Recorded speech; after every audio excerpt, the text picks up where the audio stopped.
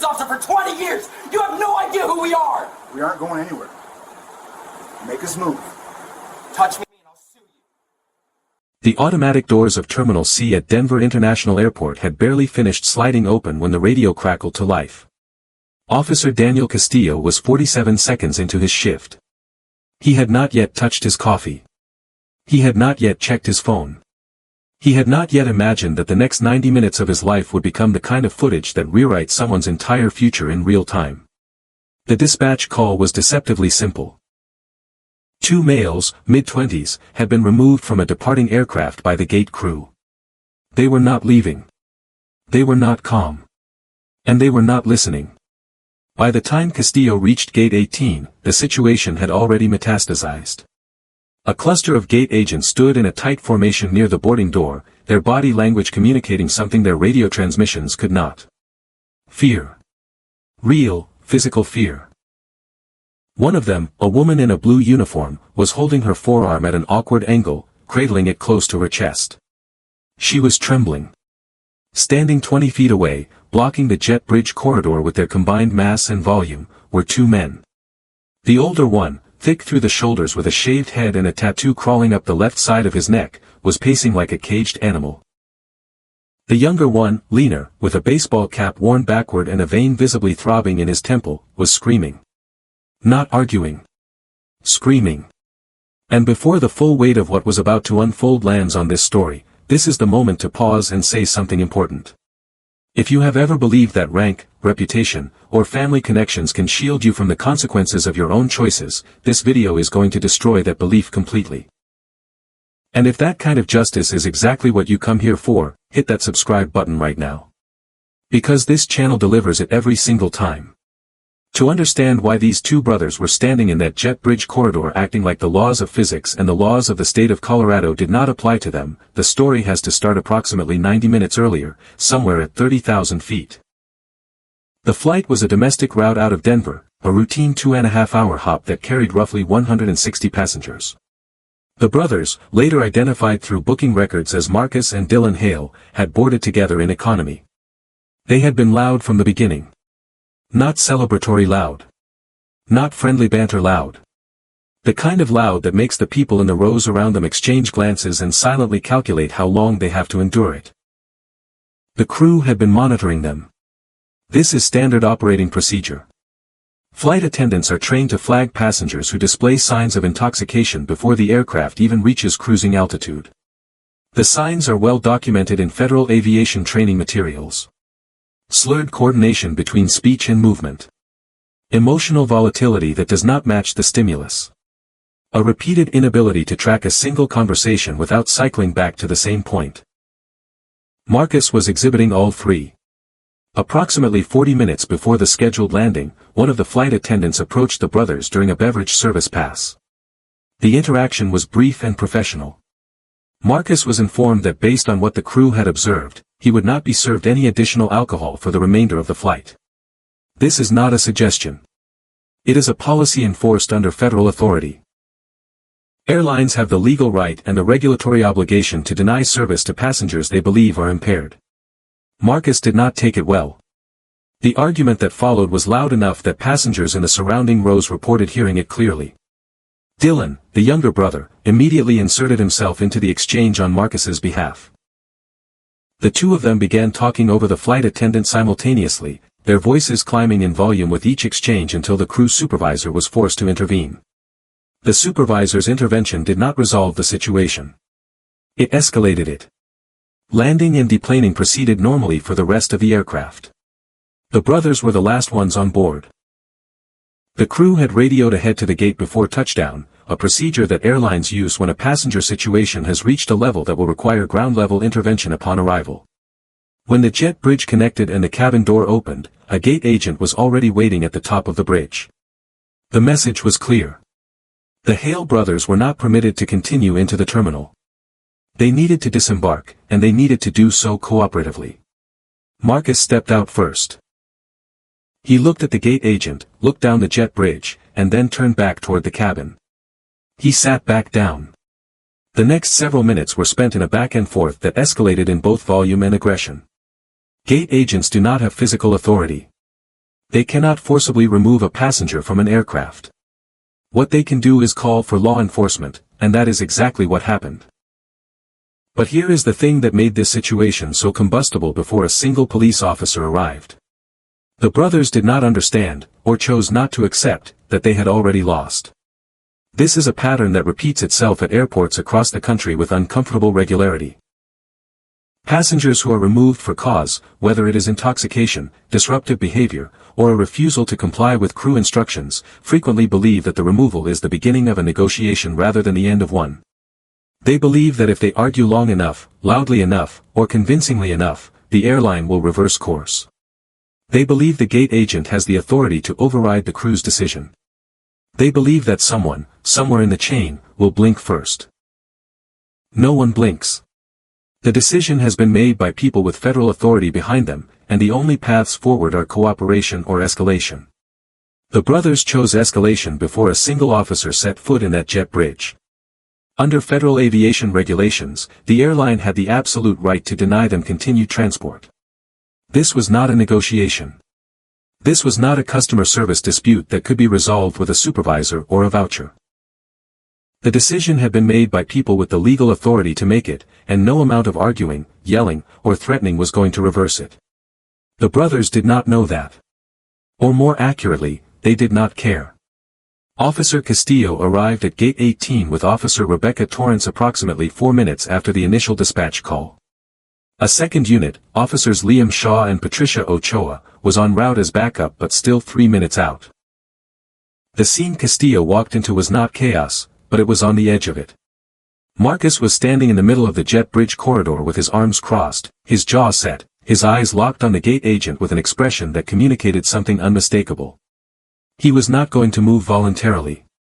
Dylan was next to him, closer to the terminal side of the bridge, talking rapidly to anyone who would listen. He was gesturing wildly. He was cycling through the same sentences over and over. They had done nothing wrong. The flight attendant had started it. This was harassment. He had rights. Castillo did what trained officers do in the first 10 seconds of a confrontation. He observed. He read the body language of everyone in the space. He noted the gate agent's injured arm. He noted the scratches visible on the wrist of the male flight attendant who had followed them out of the aircraft. He noted the way Marcus's pupils were reacting to the overhead lighting. He noted the way Dylan kept losing his train of thought mid-sentence and snapping back to anger. Then he spoke. His tone was measured. Not aggressive. Not apologetic. Professional. He identified himself, explained why he was there, and gave both brothers a simple instruction. Step to the side. Let the situation be addressed calmly. Marcus looked at him like he had just been told the earth was flat. The first 2 minutes of the police interaction set the template for everything that followed. Castillo attempted to establish a baseline. He wanted to talk to the brothers individually, away from the noise and the emotional static of the group confrontation. He wanted to hear their version of events before drawing any conclusions. This is a critical detail that gets lost in how these situations are typically portrayed. Officers did not arrive with the decision already made. They arrived to investigate. They arrived with open minds, at least initially. The brothers had an opportunity, a genuine window, to present their side of the story in a way that might have resulted in a completely different outcome. They did not take it. Instead, Dylan immediately began what can only be described as a preemptive legal defense delivered at maximum volume and zero coherence. He cited his family background. Their father had been a corrections officer for over 20 years before retiring. Their uncle was a detective in another jurisdiction. Dylan himself had spent 2 summers as a civilian ride-along with the local sheriff's department. He delivered this information like it was a password. Like if he said the right combination of words in the right order, the officers would nod, lower their radios, and wave the brothers through. Castillo listened. He did not interrupt. He did not roll his eyes. He simply waited for Dylan to finish, and then he asked the same question again. Can we step to the side and talk about what happened on the aircraft? Marcus stepped forward instead. Not to the side. Forward. Toward Castillo. The body language shift happened in under 2 seconds, and it changed the entire trajectory of the interaction. Marcus moved from a static confrontational posture, arms crossed, weight planted, to an active one. He closed the distance between himself and Castillo by 3 feet in a single step. His hands came uncrossed. His shoulders squared. Castillo did not step back. He did not flinch. He held his ground and repeated the instruction. Sir. Step back. Marcus did not step back. This is the moment that separates the brothers from the dozens of drunk, loud, annoying passengers who get removed from aircraft every single week across the country without ever seeing the inside of a jail cell. Most people, when a uniformed police officer tells them to step back, step back. The instinct is overwhelming, even for people who are angry, even for people who believe they have been wronged. The uniform carries a weight that most people feel in their bones. Marcus did not feel it. Or he felt it and chose to override it. He moved forward again. His right hand came up, open-palmed, and he planted it flat against Castillo's chest. It was not a punch. It was not a violent strike. But it was a push. A deliberate, intentional physical contact initiated by a civilian against a law enforcement officer who had given a clear, repeated instruction to maintain distance. In the world of criminal law, that single gesture crossed a line that cannot be uncrossed. The moment Marcus made contact, Castillo's entire body shifted from negotiation mode to control mode. His left hand came up to deflect Marcus's arm. His right hand moved to his duty belt, not to his weapon, but to his radio. He keyed the mic and gave a single word that any officer listening would understand immediately. Back up. The word was calm. It did not carry panic. It carried urgency, which is a very different thing in the vocabulary of police communication. Panic means the officer has lost control of the situation. Urgency means the officer is about to. Torrance moved in from Castillo's left flank, positioning herself between Dylan and the unfolding confrontation with Marcus. Her job in that moment was not to engage with Dylan. It was to contain him. To prevent him from inserting himself into a situation that was now escalating along a completely different axis than it had been 30 seconds earlier. Dylan did not stay contained. He stepped forward, putting himself directly in Torrance's path, and grabbed her forearm. Not hard. Not with the kind of force that would leave a bruise. But with enough deliberate intention that it constituted what Florida and Colorado and 37 other states would classify identically. Unwanted physical contact with a law enforcement officer. 2 brothers. 2 officers. 2 separate criminal acts. All within a window of time shorter than it takes to walk from one end of a parking space to the other. What made this moment so devastating, in retrospect, was how easily it could have been avoided. The radio call for backup was audible.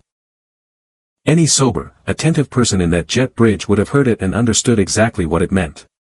More officers were coming. More cameras were coming. More documentation was coming. The situation was hardening around the brothers like concrete, and they could not feel it. The alcohol had dulled the part of their brain that processes threat on a strategic level. All they could feel was the immediate insult of being told no, and the immediate compulsion to fight it.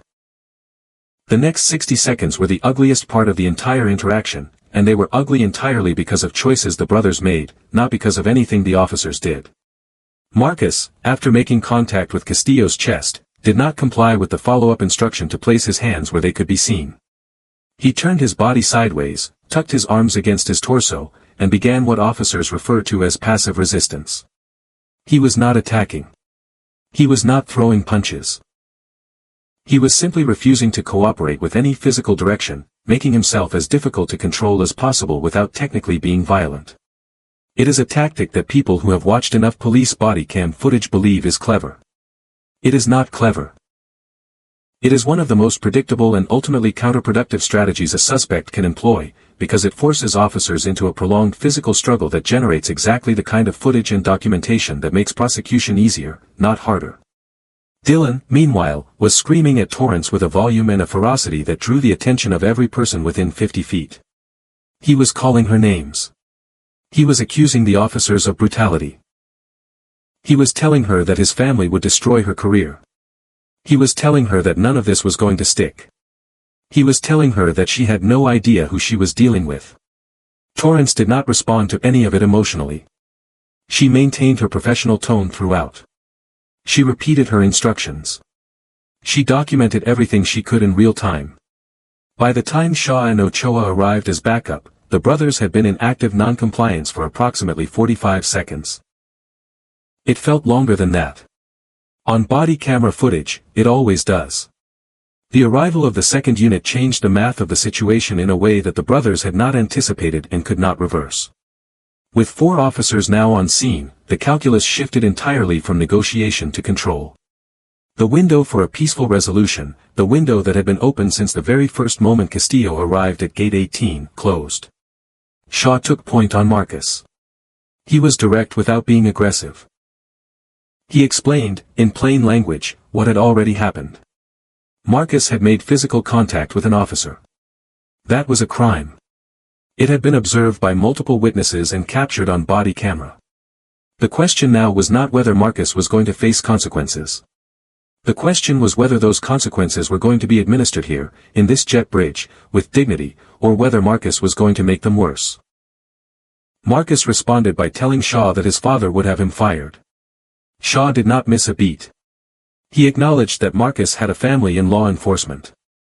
He said it did not change what had happened. He asked Marcus again to place his hands where they could be seen. The exchange repeated 3 times. Each time, Marcus escalated his rhetoric without changing his physical posture. Each time, Shaw maintained his tone and repeated the instruction. On the 4th repetition, Marcus made a decision that sealed his night completely. It happened fast. Faster than the camera movement could fully track, though the footage captured enough to reconstruct the sequence with precision. Marcus lunged forward. Not a step. A lunge. His right shoulder dropped and he drove his body mass directly into Shaw's midsection with enough force to move the officer backward 2 full steps. Shaw's body absorbed the impact and he immediately wrapped both arms around Marcus's torso, initiating a takedown that brought them both to the ground. The sound of the impact echoed through the jet bridge corridor. It was loud enough that Castillo, who was 6 feet away managing the situation with Dylan, turned his head toward the noise involuntarily. Dylan saw it too. And in the half-second between processing what he saw and deciding what to do about it, he made the worst decision of his life. He broke away from Torrance and ran toward his brother. He did not run to help in any way that a reasonable person would understand. He did not run to check on Marcus's well-being. He ran with his body low and his hands balled into fists and he drove his shoulder directly into Ochoa, the officer who had moved to assist Shaw with the takedown. The impact knocked Ochoa sideways. She caught herself before she went down, but the force of the contact was unmistakable on the footage. It was unmistakable to every officer on scene.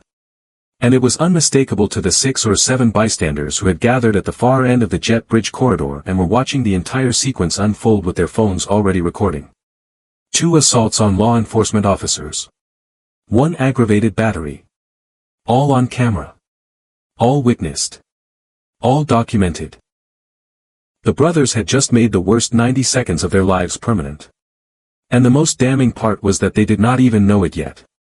In the heat of the moment, with adrenaline and alcohol both flooding their systems, neither of them had the capacity to step back and see what was happening from the outside.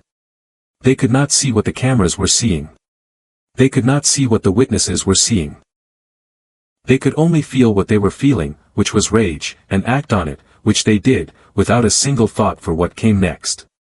The restraint phase of the arrest is where the body camera footage becomes the kind of content that generates millions of views, not because of the violence, which was minimal, but because of the sheer, staggering disconnect between what the brothers were saying and what they were actually doing. As Shaw worked to secure Marcus on the ground, Marcus was simultaneously telling Shaw that he had done nothing wrong. That the officers were the aggressors. That his family was going to sue. That this was all being recorded and it was going to be everywhere. Shaw responded to each statement with the same calm instruction. Put your hands behind your back. Marcus did not put his hands behind his back. He went limp.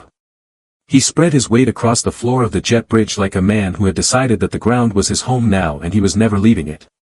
His arms were tucked beneath his body. His face was pressed against the industrial carpet. This is the behavior that looks, on the surface, like it might generate sympathy.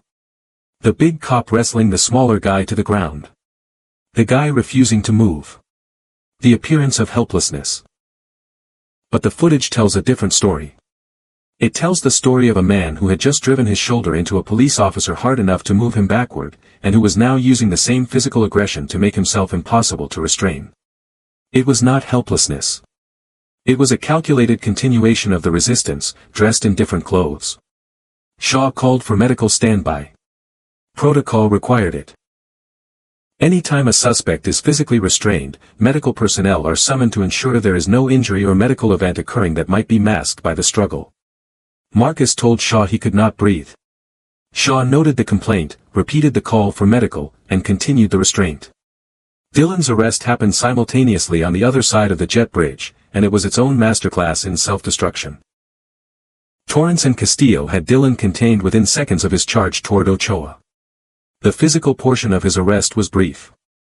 Dylan did not fight the way Marcus did. He did not go limp. He did not attempt to make himself impossible to move. He simply stopped, stood still, and stared at the officers with an expression that shifted rapidly between fury and something that looked, for just a moment, like the first flicker of understanding. That flicker lasted about half a second before it was buried again under a fresh wave of indignation. He began talking. And he did not stop talking for the next 4 minutes. He told the officers that they had no idea what they were doing. He told them that his father knew people. He told them that his brother had not touched Shaw, that Shaw had started it, that the whole thing was a setup. He told them that he himself had not touched Ochoa, that she had walked into him, that it was her fault. Castillo listened to all of it. He did not argue. He did not contradict. He simply let Dylan exhaust himself, and then he asked a single question. "Are you willing to provide a statement about what happened?" Dylan said yes. Immediately. Enthusiastically. He was confident that his version of events would clear everything up once it was on record. Castillo handed him a clipboard. Dylan stared at it for a long moment. Then he handed it back and said he would rather tell his side verbally. Castillo nodded. And then he explained, with genuine patience, that verbal statements are significantly less useful in the legal process than written ones. That a written statement, in Dylan's own words, would actually be one of the most powerful tools available to him if his version of events was accurate. Dylan thought about this for approximately 3 seconds. Then he said he wanted a lawyer. The legal framework that governed everything that happened at Gate 18 is not complicated, but it is absolute, and the brothers' inability to understand or accept it is the engine that drove their entire catastrophe. Under Colorado revised statutes, physical contact with a law enforcement officer during the performance of their duties constitutes assault in the first degree when the contact is made knowingly and results in or could result in injury. The statute does not require that the officer be harmed. It requires only that the contact be intentional and that it occur during an official interaction. Marcus made contact with Castillo's chest. That was assault. Marcus lunged into Shaw. That was aggravated assault. Dylan grabbed Torrance's arm. That was assault. Dylan charged into Ochoa. That was aggravated assault. 4 separate charges. 2 defendants. All of them supported by direct observation from multiple officers, corroborating witness statements from bystanders, and unedited body camera footage from 4 separate angles. The brothers' defense strategy, such as it was, rested entirely on the claim that the officers had initiated the physical confrontation. That the police had come to Gate 18 with the intention of provoking a response. That the entire interaction was manufactured to justify the arrests. This defense requires the viewer to believe that 4 officers independently and simultaneously decided to fabricate an assault case against 2 strangers in a public airport, in front of dozens of witnesses, while their body cameras were recording everything in high definition. It is not a credible theory. It is not a theory that any prosecutor, judge, or jury is going to take seriously. And the brothers knew it, even if they were not willing to admit it out loud. The medical evaluation that followed the restraint was procedural, but it revealed something that the officers had already suspected. Both brothers were intoxicated. Not casually. Not in the way that a person who has had 2 glasses of wine at an airport bar might be described as having had a drink. Intoxicated in the clinical sense. Impaired in a way that was visible to anyone paying attention. The flight crew had flagged it.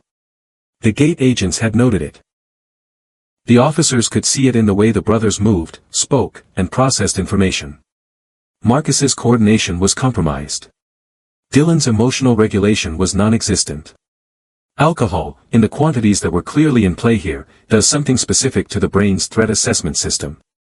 It suppresses the prefrontal cortex, the region responsible for evaluating consequences, weighing risks, and making decisions based on long-term outcomes. What remains dominant is the limbic system, the part of the brain that processes immediate emotion, immediate threat, and immediate grievance. This is why intoxicated people so frequently escalate situations that sober people would walk away from. It is not that they are fundamentally different people when they are drunk. It is that the part of their brain that would normally say stop, think about what happens next, has been chemically silenced. All that remains is the feeling that they have been wronged, and the overwhelming compulsion to do something about it right now. The brothers were not evil. They were not sociopaths. They were two young men who had consumed far more alcohol than they should have before boarding a commercial flight, and whose brains had consequently lost the ability to see past the immediate moment into the devastating future they were constructing for themselves. Alcohol did not make them do what they did. But it made it almost impossible for them to stop. Shaw processed Marcus's arrest paperwork in the jet bridge corridor while medical cleared him. The process was methodical. Shaw catalogued every piece of physical evidence. The scratches on the flight attendant's wrist, which were consistent with fingernail contact during a struggle. The gate agent's forearm injury, which she reported had occurred when Marcus shoved her during the initial removal from the aircraft. The officer's own observations and body camera timestamps. He then interviewed the independent witnesses. 3 passengers who had been at the gate when the brothers were removed from the aircraft, and 2 gate agents who had been directly involved in the removal process.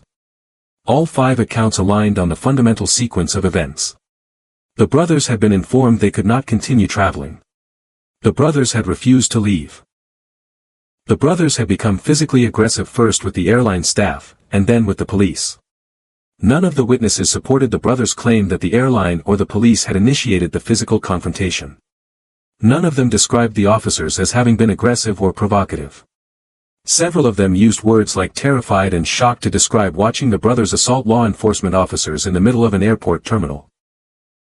One witness, a woman traveling with her teenage daughter, told Shaw that she had been watching the brothers for the entire time they were on the jet bridge. She said she had never seen anything like it.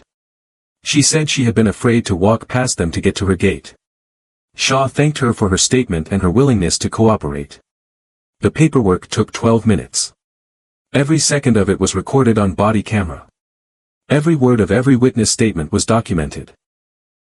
By the time Shaw finished, the case against Marcus Hale was airtight. This is the detail that the brothers would not fully appreciate until weeks later, when their attorneys sat them down and walked them through the evidence file. The witness statements were not vague. They were not sympathetic to the brothers' version of events. They were specific, consistent, and damning. 5 independent accounts, none of them affiliated with the airline or the police, all describing the same sequence in the same order. The brothers had been told to leave. They had refused. They had become aggressive. They had made first contact. The officers had responded. There was no ambiguity in the record. There was no gray area for a defense attorney to exploit.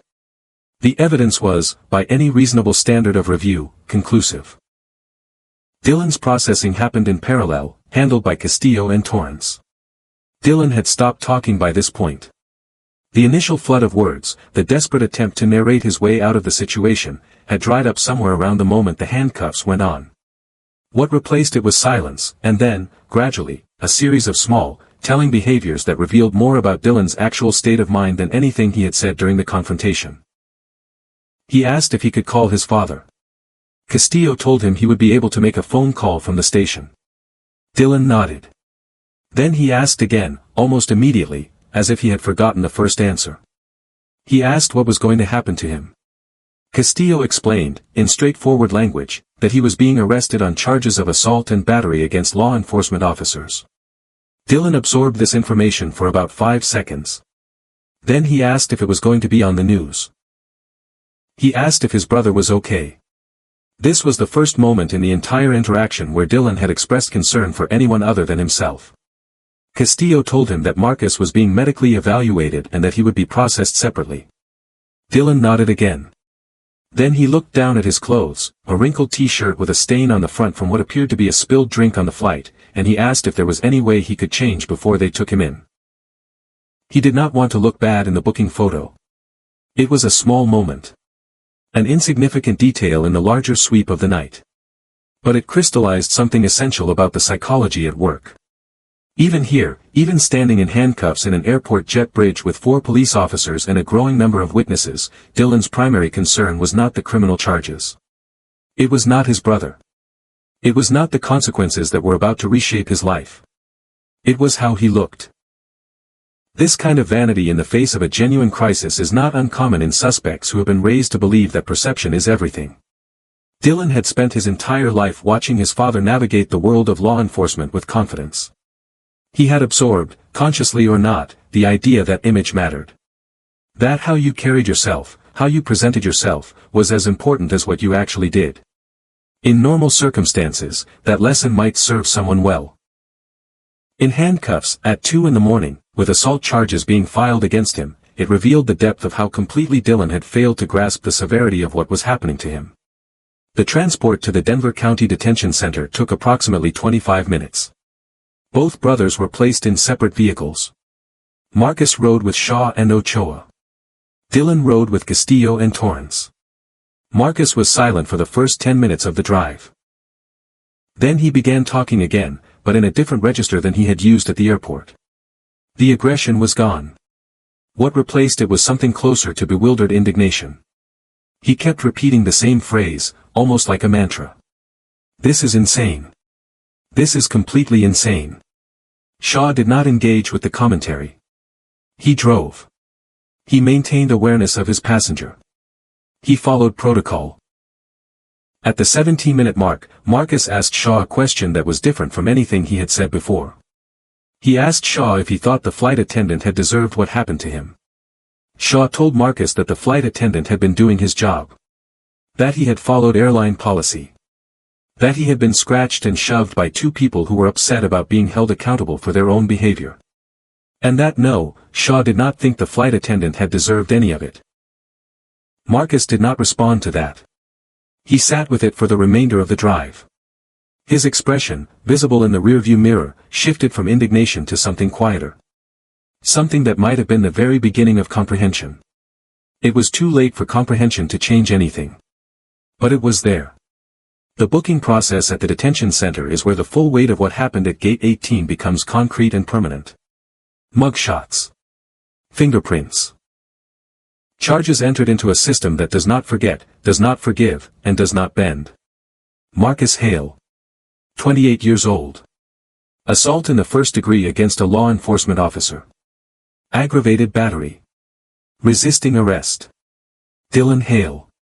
26 years old. Assault against a law enforcement officer. Aggravated battery. Obstruction. The charges were not inflated. They were not exaggerated for dramatic effect or prosecutorial aggression. They were a direct and proportionate reflection of what had been observed, documented, and witnessed by multiple independent parties. The arraignment would happen the following morning. Both brothers would be given the opportunity to enter pleas. Both would, almost certainly, retain attorneys. The legal process would begin grinding forward with the slow, inexorable momentum that it always does once someone has been booked into the system. The brothers' father, the retired corrections officer, would be notified. Their family connections, every single one of them, would be irrelevant to the judicial process that was now underway. Judges do not care about uncles who are detectives. Prosecutors do not care about grandfathers who walked a beat. The system processes conduct. It does not process pedigree. The mug shots were taken under fluorescent lighting, against a plain background. Marcus stared into the camera with an expression that had finally shed all of its bravado. Dylan stood next to the height marker and asked, one more time, if someone could get him a different shirt. No one could. The aftermath of an arrest like this extends far beyond the night it happens, and understanding the long-term implications is essential to grasping just how catastrophic the brothers' choices at Gate 18 actually were. Assault charges against law enforcement officers are prosecuted aggressively in Colorado. The state takes attacks on officers seriously as a matter of policy, and the District Attorney's Office in Denver County has historically pursued these cases to the fullest extent available under the statute. For Marcus, the aggravated battery charge carried a potential sentence of up to 5 years in state prison. Even a plea deal, assuming one was offered, would almost certainly include jail time measured in months, not days. A felony conviction would follow him permanently. Employment, housing, professional licensing, all of it would be affected for the rest of his life. For Dylan, the charges were slightly less severe but carried consequences that were no less life-altering. A misdemeanor conviction for assault against a law enforcement officer in Colorado triggers an automatic firearms prohibition. It affects professional certifications. It appears on background checks. It does not disappear after a set period of time. Both brothers had careers ahead of them that would now be navigated around a criminal record. Both of them had futures that had been altered in ways they could not yet fully comprehend, not by the police, not by the airline, not by any external force. By themselves. By the decisions they made in the 90 minutes between being told they could not fly and being placed in the back of a patrol car. The irony, the bitter and unavoidable irony, was that the brothers had grown up inside a family that understood exactly how the criminal justice system worked. Their father had spent 2 decades on the other side of it. He had seen what happens to people who resist arrest. He had seen what happens when the evidence is airtight. He had seen what happens when body camera footage captures everything in real time. He had lived inside that system long enough to know, with absolute certainty, that it does not bend for anyone. Not for the guilty. Not for the sympathetic. And not for the sons of retired officers who thought the badge was a shield they could wear by association. The jet bridge at Gate 18 was not the place where their lives went wrong. It was the place where they chose to let them. There is a particular kind of tragedy in watching someone destroy their own future in real time, especially when the destruction is so preventable, so obvious, and so thoroughly documented. The Hale brothers had every opportunity to walk away from Gate 18 with nothing more than a bad night and a missed flight. They had the chance to accept the rebooking. To sit down. To call their father from a calm, quiet place and let him help them navigate the inconvenience through proper channels. Instead, they chose escalation. They chose confrontation. They chose to believe that their family name and their connections and their volume of voice could override the legal authority of the officer standing in front of them. And they chose to do all of it while intoxicated, while their judgment was compromised, while the part of their brain that should have been screaming stop was silent. The officers who responded to Gate 18 that night did their jobs. They gave the brothers multiple chances to comply. They documented everything. They used proportionate force only after force was initiated against them. They called medical. They processed the arrests with professionalism and restraint. By every measurable standard, the response was textbook. The brothers will spend the coming months, possibly years, in a legal process that will force them to confront exactly what they did and exactly why it happened. Their attorneys will review the body camera footage. Every frame of it. And when they do, they will see what everyone else has already seen. 2 young men who had every advantage, every reason to walk away, and who instead chose to fight a battle they could never win. The question that lingers after the footage ends, after the jet bridge is empty and the gate is reassigned and the detention center booking photos are filed in a system that never forgets, is this. At what exact moment did Marcus and Dylan Hale decide that their pride was worth more than their freedom? Was it the moment Marcus pushed Castillo? Was it the moment Dylan grabbed Torrance? Or was it earlier than that, somewhere on the aircraft, somewhere in the first drink that turned into the 5th, somewhere in the quiet certainty that consequences were something that happened to other people? Let me know your thoughts in the comment. Do remember to hit the subscribe button, like and share this story, and I'll see you in the next one.